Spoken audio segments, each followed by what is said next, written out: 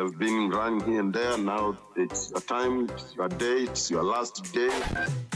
Africa World Hour with Mpositole. Catch it on the Channel Africa app, SABC Plus, and on channelafrica.co.za. Weekdays from 9 till 10 p.m. Central African Time. 20 after 3 right here on Channel Africa as we continue to commemorate and celebrate incredible women on Monday, the 10th of August, 2026. We are joined right now by Mandy Smerdon, who is the director of Forklift Handling, a proudly South African material handling company working across mining, engineering, industrial and agricultural sectors. Mandy, we're here to celebrate you and the incredible work that you are doing for African business, but also in your capacity as director of Forklift Handling. Welcome to The Upside. Thank you so much, and thank you to the listeners. What an incredible opportunity to be here today on such a beautiful day, Women's Day. I mean, I couldn't be more honored. We are honored that you took the time. Mandy, why did you decide to get into forklift handling? The industry itself is not typically for women, but you're doing incredible things in this industry. What drew you to it? So, to be honest, I never really, it wasn't something that I thought I would ever land up in materials handling industry. But 10 years ago, I was a single mom and was battling to make ends meet. And I met my partner, who's now the CEO of our business. And we needed to make, we had no money. We needed to feed we had 4 children we needed to feed. And we decided that that we would open up a business. Well, we needed to do something. And so my partner had experience in the materials handling industry, 30 years of experience in the materials handling industry. And it was really, really just a win-win situation. I had the customer relation, and we decided to take the leap of faith and start a business. What impact does a female leadership have in a company like this? What kind of benefits do the girls have when they see you as a director of a particularly male-dominated industry? I think any woman in a leadership position creates an impact. I think as a woman, it's our responsibility to show our girls that there's absolutely nothing that you can't do, and that if you want to do it, you can do it. And I think being a woman in a male-dominated industry, for me, it was never been about being in a male-dominated industry. It was about me putting my best foot forward and making sure that the facilities and making sure that what I provide to my customers are with a spirit of excellence. And so it differentiated our business from the offset, because when we started the business, we didn't necessarily want to be the biggest forklift or materials handling company in South Africa. We wanted to be the best.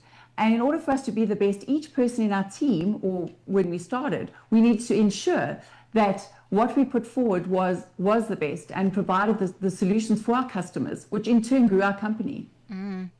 So, Mandy, as a director of this company, you've been recognized among the Financial Times Africa's fastest growing companies for 2026. Maybe tell us about the years when you weren't being recognized. What kept you going? Because we know that you didn't arrive here, sort of on a ship just sailing through. But maybe chat to us about some of the struggles that you may have come across and that you have had to overcome as a female leader that have empowered you to be in this directorship. I think with all small businesses and entrepreneurs, our biggest challenge is always finance. And originally, when we started the business, we started with no money. We got a 10,000 rand bank loan, and we got a forklift. We purchased it. We got the customer to put down a deposit. We purchased the forklift, and we got a customer who was ready to buy it. And that's how we started. So we really didn't start with any money or any finance. And when we went to our initial bank, they really, because it was a woman-owned company, they didn't really take us seriously. And so it was a barrier to get finance. It was a barrier to sort of get the funds to grow the organization.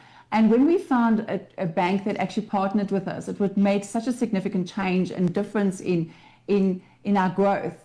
And that was really a platform for us to really find and partner with somebody that actually believed that, yes, it is owned by a woman, and it is a male-dominated industry, but it was really about our professionalism and our spirit of excellence that I think speaks for itself, and that was, I think, every woman in business or every aspiring girl needs to really have it as top of mind, that it doesn't matter what it is that you're going to do.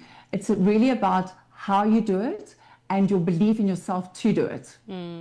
Mandy, on a little bit of a personal note, I think you tugged at my heartstrings when you spoke about how, you're leading, and when you started the business with your partner, you had 4 kids to feed, and now you're in this household. And, I can't help but think about the one, expectations of women, but 2, some of the unspoken giants that you deal with as a woman, especially running a family and running a business. How did you navigate that? And I don't ask this from a place of weakness, but more so, how did you handle those giants? Because I don't think we get guarded a lot, and we're kind of like the first gen of having the businesses and having a family and also being a partner at the same time. I think as women, 50 years ago, women didn't work. Our moms were at home, the dads were going to work. 50 years ago, women didn't drive, and now in this, we are so blessed and so fortunate that we can be these career women, but it's hard and it's difficult to navigate. And when my partner and I first got together, he had 2 children, I had 2 children. We had to navigate a blended family. We had to navigate school. We had to navigate not having money. We even had to put our school fees on a payment plan, government school fees on a payment plan. It's all these challenges that as an entrepreneur you face. Like it was tough, and being everything to everybody, being the nurse, being the director, being the wife, being the mom at the birthday that's throwing the birthday parties. I think it's a challenge, but it makes it more meaningful, and it really was. Everything that we've done as a family has really been for the family. I think I speak for all moms and women out there that, you work to provide for your family and to look after them and to give them the life that you didn't have. And so in the times when you're just thinking, oh my goodness, I can't. It's 2:00 in the morning and you've got a sick child and you've got to go to work and you've got a meeting tomorrow morning, and you're thinking, okay, how am I going to get up? But you do. Because it's just, women have got so much courage and so much guts. We just need to tap into it, that you can do absolutely anything. And I think putting barriers on ourselves because you're a mom or because you only need to be a businesswoman, you can't now be a mom, that's absolute nonsense. I think we've got so much resilience and courage that we can do absolutely anything. And I think if each woman just really believed in themselves and tapped into that incredible strength, I think that we could change society. Mandy, speaking of courage and resilience, you are a cancer survivor, and I'm kind of wondering how being a cancer survivor has changed your POV when it comes to, just to leading in the workplace. What has that, shaped in terms of your POV?